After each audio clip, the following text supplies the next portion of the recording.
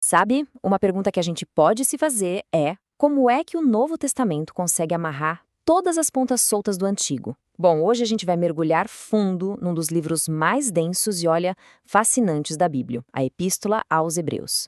A ideia é entender por que Cristo é apresentado ali como a palavra final, a palavra definitiva de Deus. O autor de Hebreus já começa logo de cara com uma declaração que é, uau, bombástica. Ela define o tom da carta inteira. Pense assim, a revelação de Deus é como uma grande história que foi se desenrolando ao longo do tempo. Os profetas, as leis, os rituais, tudo isso foram os capítulos anteriores, sabe? Construindo a trama. Só que Cristo, ele não é só mais um capítulo. Ele é o clímax, a revelação final que dá sentido a absolutamente tudo que veio antes. Ele não apaga o passado, não. Ele completa.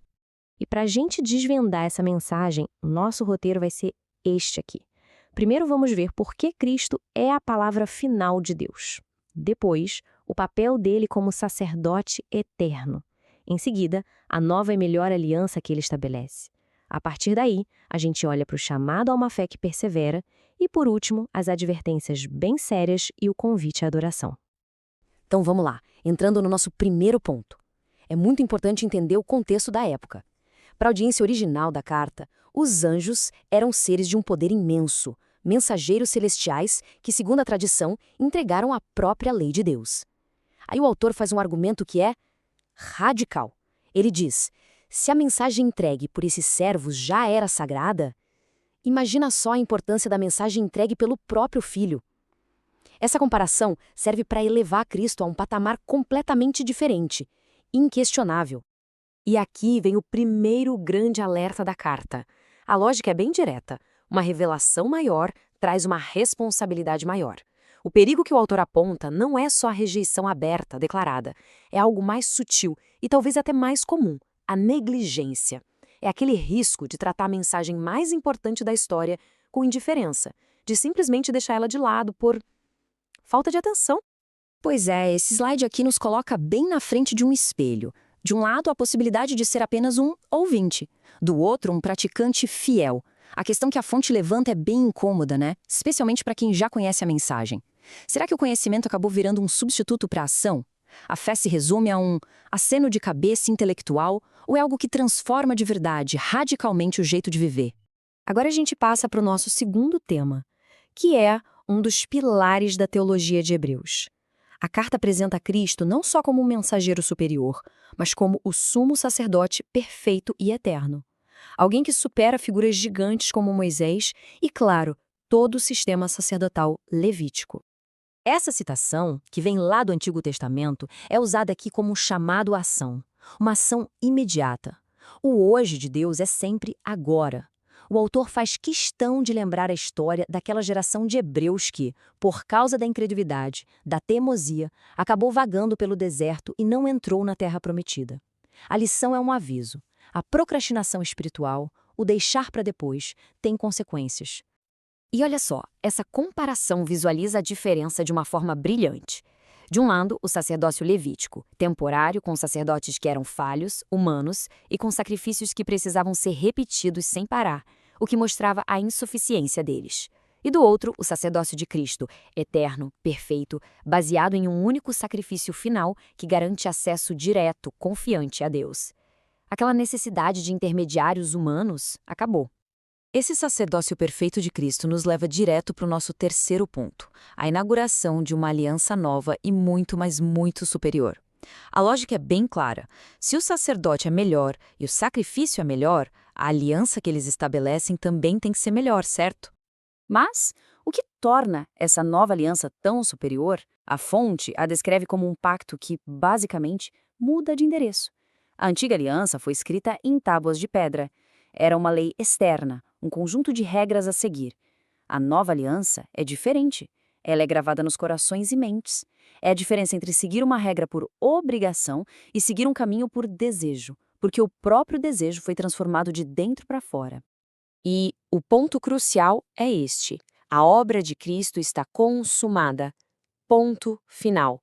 Seu sacrifício não precisa e nem pode ser repetido. Ele é totalmente eficaz para purificar e justificar qualquer pessoa diante de Deus. E o que isso significa na prática?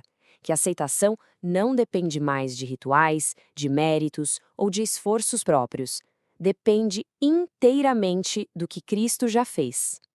Isso tudo nos leva a uma reflexão muito prática. A doutrina é clara, mas a vida é complicada. Será que se vive mesmo descansando na obra completa de Cristo ou a gente continua naquela esteira do esforço próprio, lutando por uma aceitação que em tese já foi garantida? A questão é se a confiança está de fato depositada no que foi feito ou se ainda existe aquela tentativa secreta de ajudar um pouquinho a balança. Ok, vamos passar agora da verdade teológica para a resposta prática. Se tudo isso é verdade, então como se deve viver? A carta aos Hebreus responde com um chamado vigoroso, um chamado a uma fé que persevera, que não desiste no meio do caminho, diante das dificuldades. O famoso capítulo 11 de Hebreus é tipo o hall da fama da fé. De Abel a Abraão, passando por tantos outros, o que eles tinham em comum? Bom, este slide resume o caminho deles. A fé não era um sentimento vago, não. Era uma confiança ativa no invisível. Uma obediência que levou a Abraão a deixar a terra dele sem nem saber para onde ia. Uma perseverança no meio de provações gigantescas e, o ponto crucial, um olhar fixo nas promessas de Deus, mesmo que elas parecessem muito distantes. E a carta resume tudo em esta pergunta.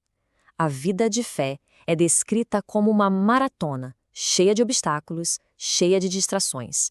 E qual é o segredo para não desistir? Manter os olhos fixos na linha de chegada, em Jesus, que é descrito como o pioneiro e o aperfeiçoador da fé.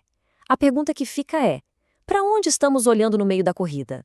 Finalmente, a gente chega na conclusão da carta, que equilibra duas realidades bem importantes: advertências muito sérias contra o abandono da fé e, ao mesmo tempo, um chamado final para uma adoração reverente, cheia de gratidão.